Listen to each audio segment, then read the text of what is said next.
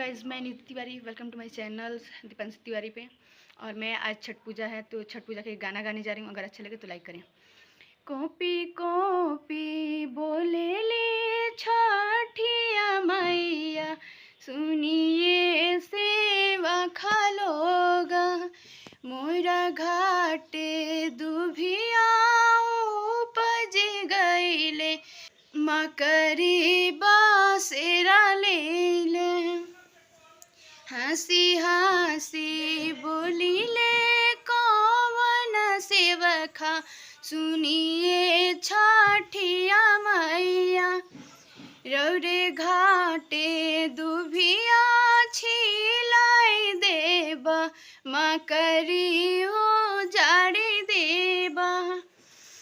कि रौरा घाटे दुभिया छिलाई देबा, मकरी